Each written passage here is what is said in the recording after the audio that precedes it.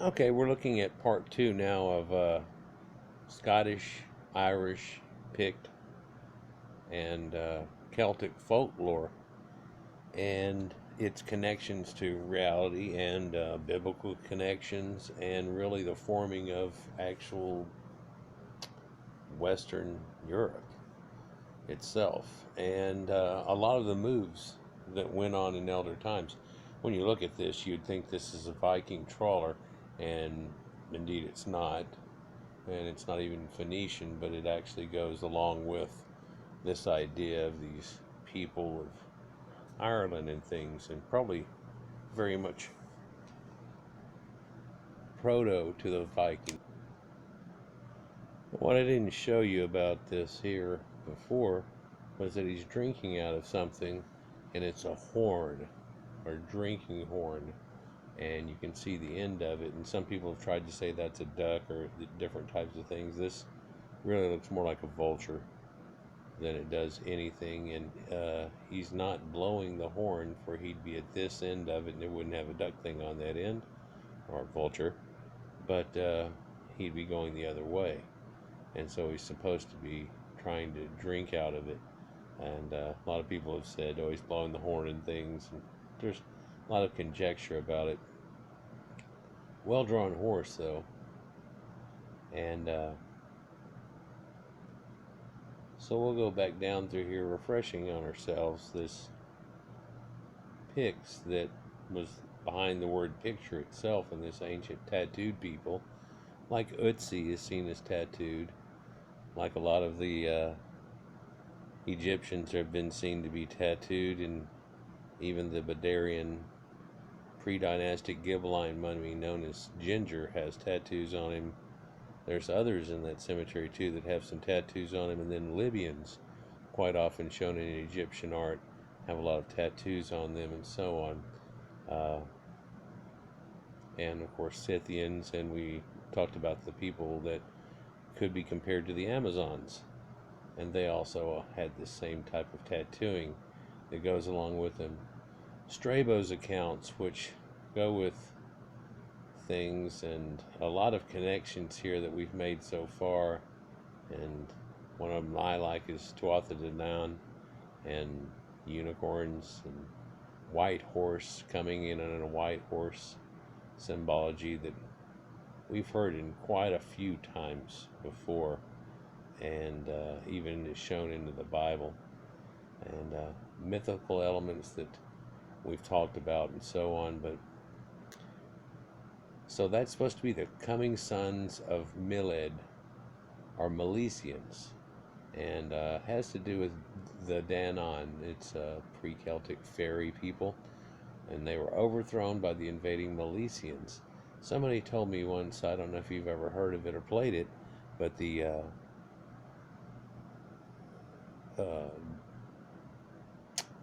card game known as Mille Bornes. It seems to be French originated, and you play Coufret cards and so on, and use it like a car game nowadays and stuff. And then somebody said that it had something to do with it, and it was trying to deify it in some way, but that's neither here nor there. The Tuatha de Danaan had themselves invaded Ireland, relieving those they knew as the Furbolg. So those were those that came before, the stories of who were there before, and they were relieved them of their command.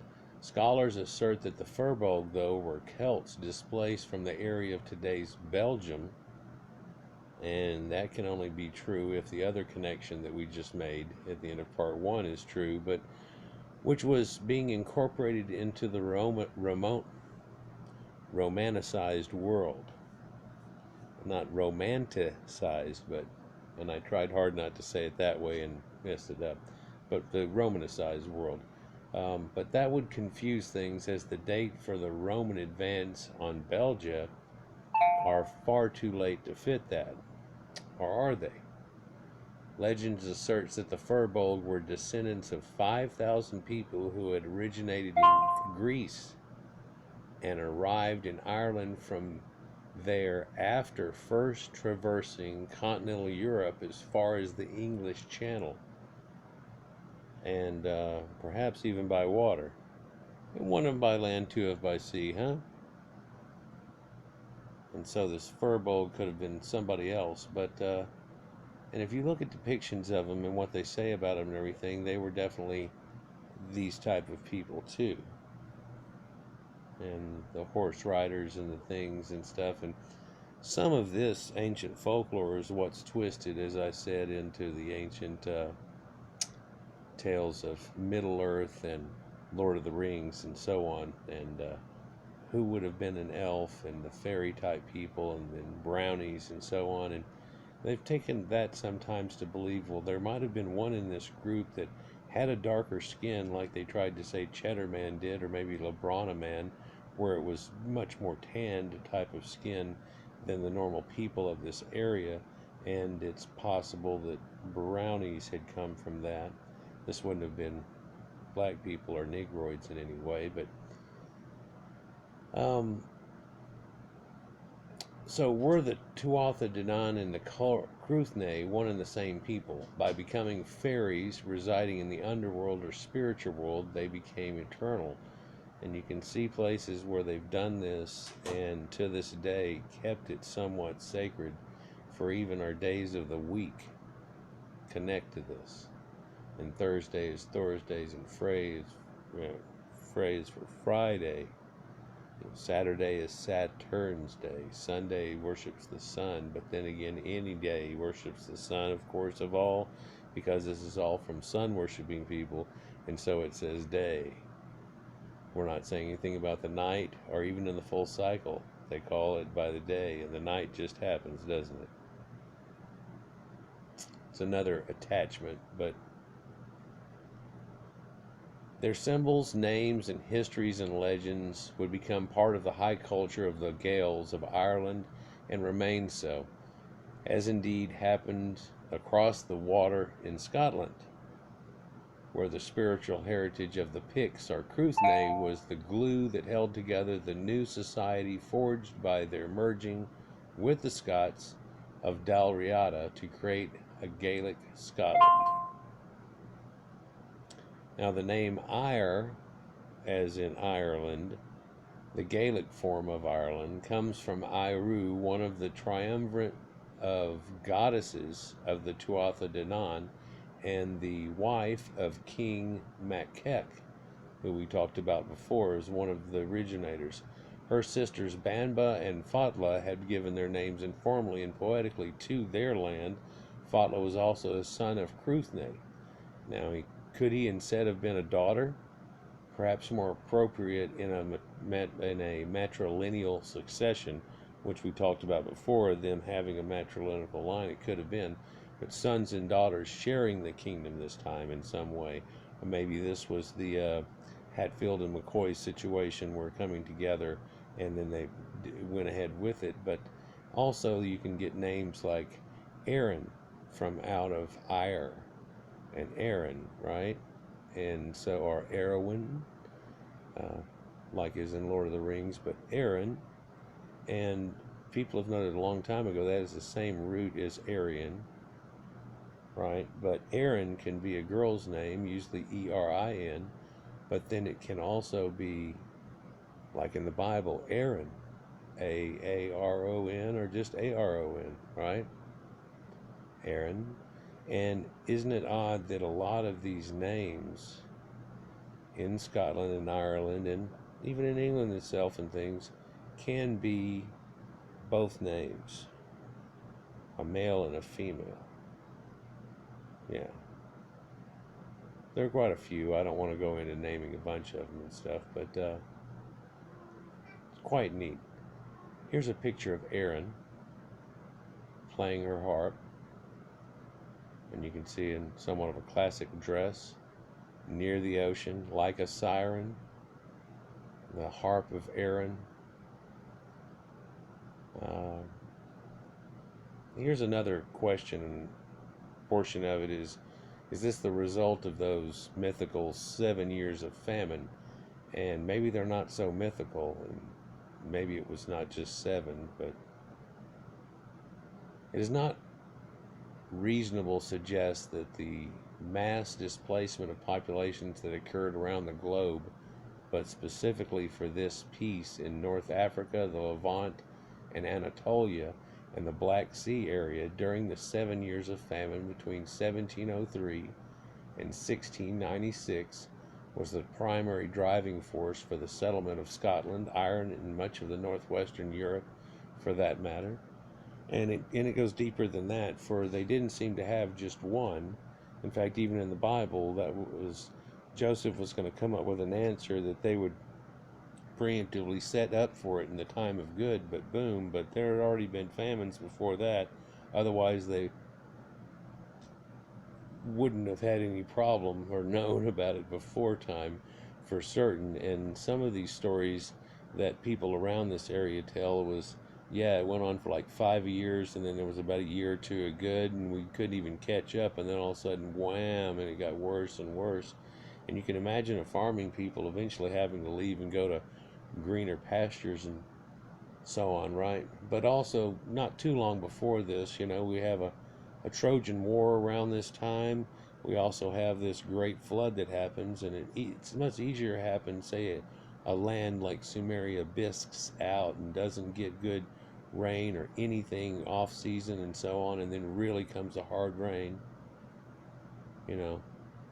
wham, and it can really take it out a lot worse than a normal flood would. And it doesn't take too much more to go from barely overspilling the banks and causing this great thing to happen to washing away everyone's house and everything they've got going on.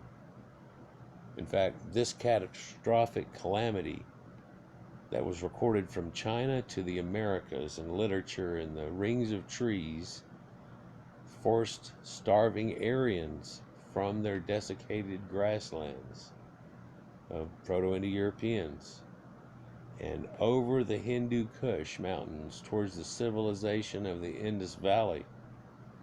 And so the origin of Kush and where it comes from, and then originally was Kish out of Sumeria, and that's where the biblical idea comes from. But Aryans, and I've talked of there being multiple waves of him coming in into India in an assisting way, but it drove the Scythians westward too into Europe, and thus creating the Celtic nations of Europe that over the time themselves spread westward until being isolated there millennia later.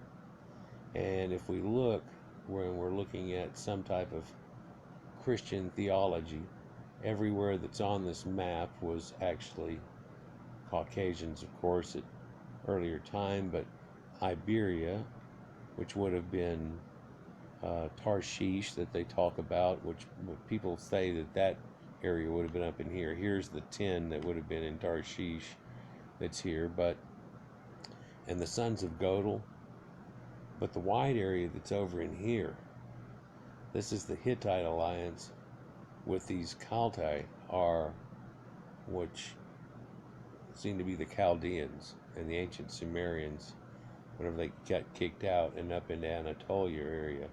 And it talks about it in here, and hooked up with the Magogites. And here we've got Black Sea and going around it, and we're really looking at the edge of the Caucasus Mountains and stuff and everything there, but the Tigris and Euphrates and the area of Eden that grow between it and where it said it comes from. But then also Sumeria talks about the lords of Arata and this area that's up above it too. And you can see these trade routes, and I've shown you before in a couple of videos where they have artifacts that they say come from down in these areas, and they're all the way the hell up in here and even in Denmark and stuff.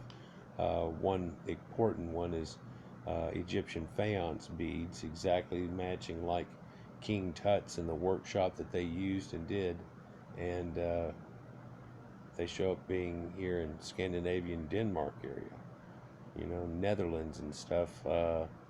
Shows a lot of connections, and people didn't think there was a big connection. You can get there and between people to the start of this river and take it all the way down, and you're in the Black Sea. There's a lot of old silk roads, if you will, that people used to have that nowadays were looked as well, nobody had boats, but then those Phoenicians, man, they sure got around. I guess they're the only people that had a boat, and just one day they just took off, huh? And now it doesn't work that way. In fact, it looks like, as he shows in here, that it's possible that they had come to the Americas with the Phoenicians, and then other looks like connections that up through Iceland and so on may have happened even before the Vikings, perhaps. And we've looked at before that it possibly being the Solutreans and so on from maybe this side coming over than Proto-Indo-Europeans, and a mix of uh, the Asiatics that would become the Amerindians in the Americas, right?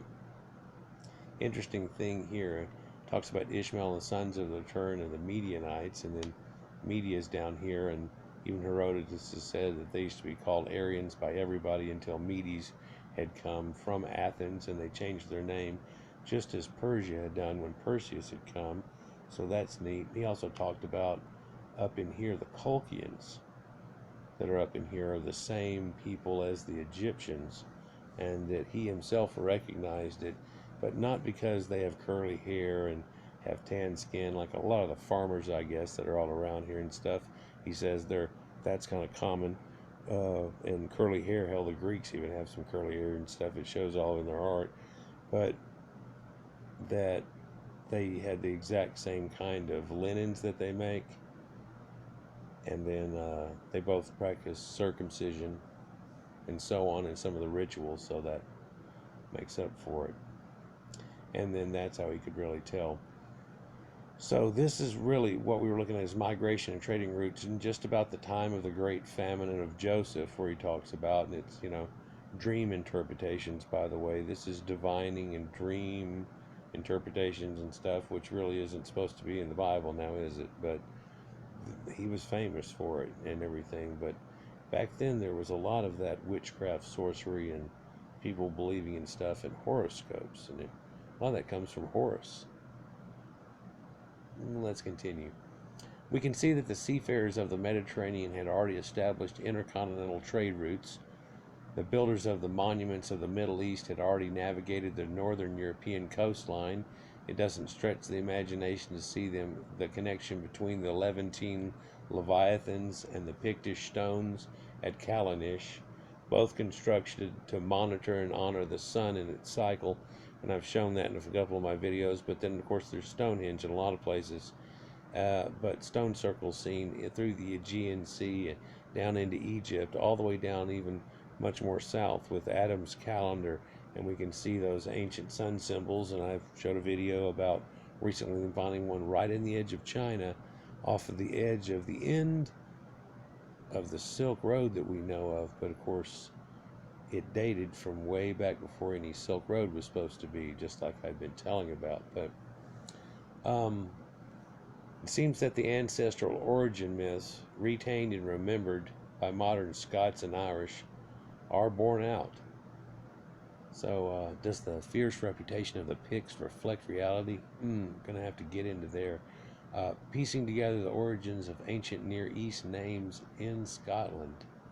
What? Yep. I've talked about how it's the same linguistics and everything that runs through there in Proto-Indo-European languages, and it's weird, but one of the closest ones, other than people right next to each other, is Sanskrit and Irish. Yeah, and Old Celtic too. But we'll get into that in another video. So, is this a fusion of familiar faces? In his recent article, Names from the Near East, it's asserted that there was a fusion between the Hittites of Anatolia and the Picts that had happened. Were they already familiar with each other from their shared time together in the Middle East? And was that the crucible of modern civilization?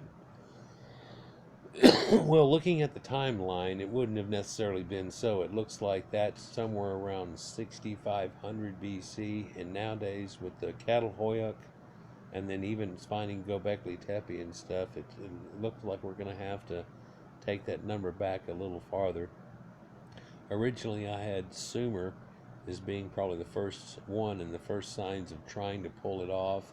At the most Monacum level, you'd see it be around 5200 BC, but then there's other places up that are around 72, and Catalhoyuk and these places I've mentioned. So it begs to say that that may have been in the first places in the edge of it, and we found all kinds of other type civilizations. What we aren't finding is any stonework back then, because back then they were covered and surrounded by themselves by trees and ancient forest, and it all looked like some kind of Pacific Northwest forest. So they of course used a lot of wood, and it's far and long gone now.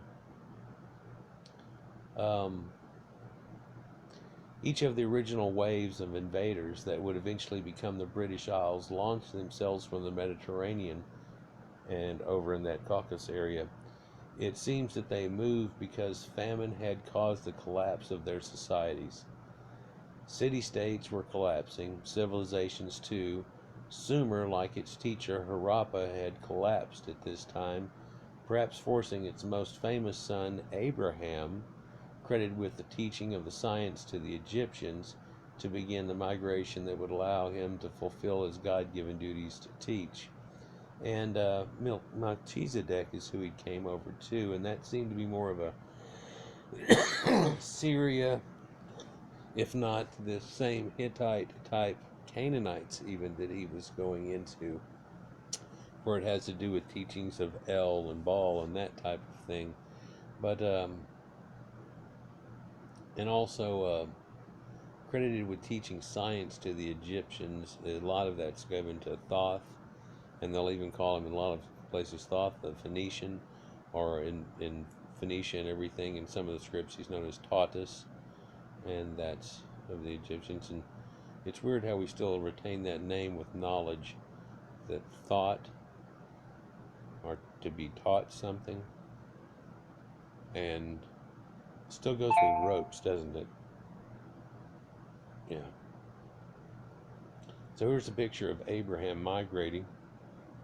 We talked about camels recently and how they originally had come out of what appears to be America and down through, and then after being in Bactria, that area over there in Indo-European land above India, right, and Afghanistan and in that area, that they had domesticated this animal and turned it from 1 to 2 and still had a woolly form going on, and that their feet that are said to be so great about walking in snow apparently were formed for walking in sand, were apparently made for walking in snow originally, and through the last ice age and out.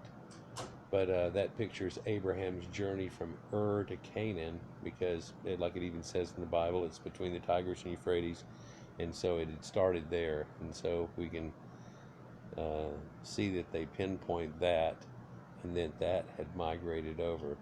But there was a time before that, of course, and we try to go into that a lot together, but in the Bible it's just seen as being not too long before that. It happened, there was a garden there, and so this is of a time that there would have already been gardens.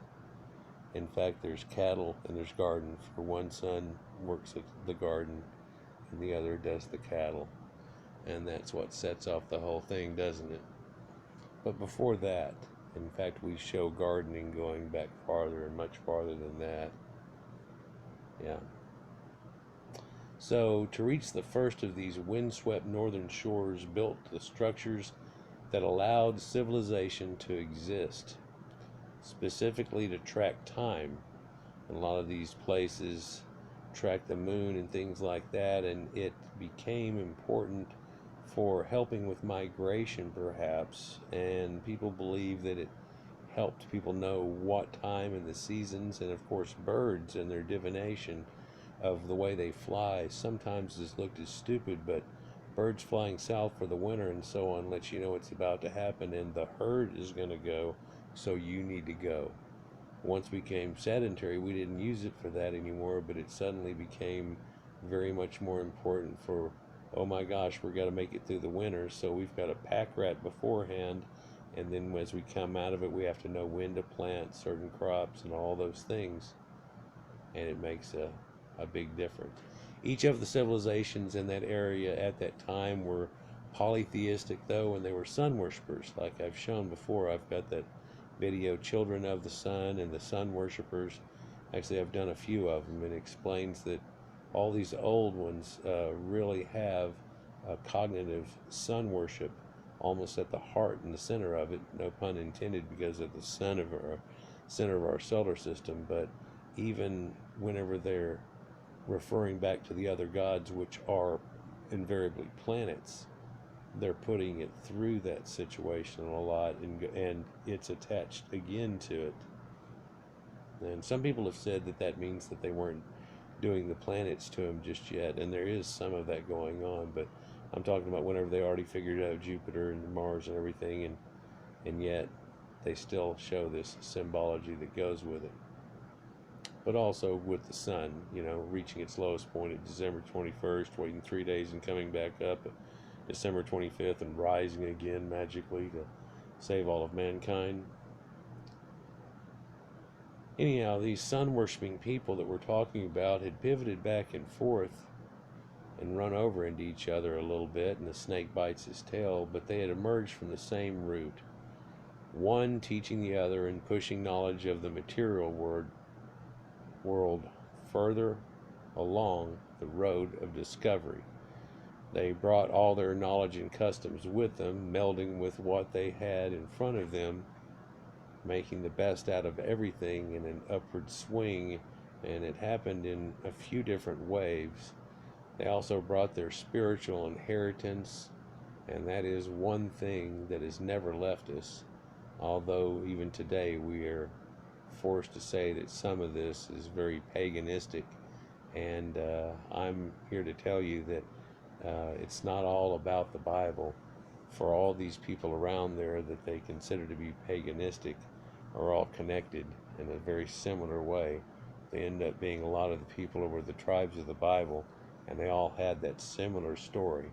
So what if it's not exactly the same, and the one that the people came up with the last, that's not the story that it was before to a lot of other people. And like I've shown recently and many times before, a lot of the Greek gods aren't just gods of Greece and around that area.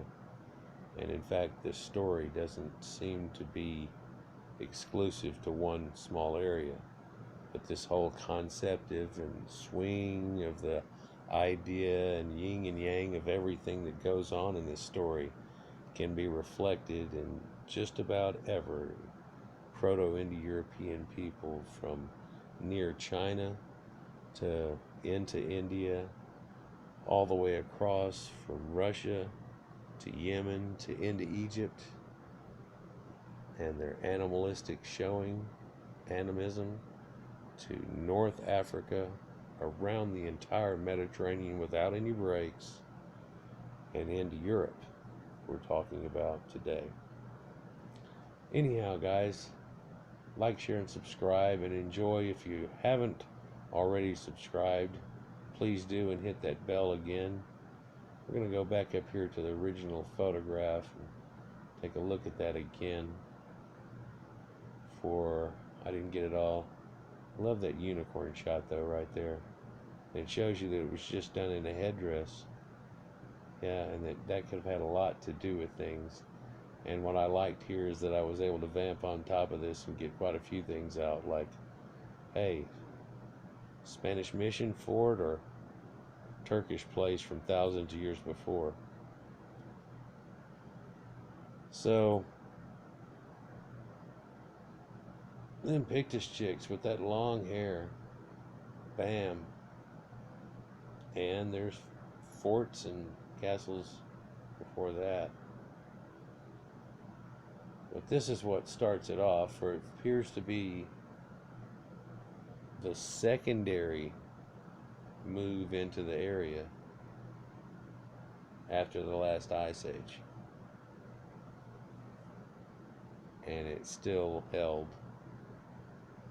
in fairy stories tales of gnomes, and elves,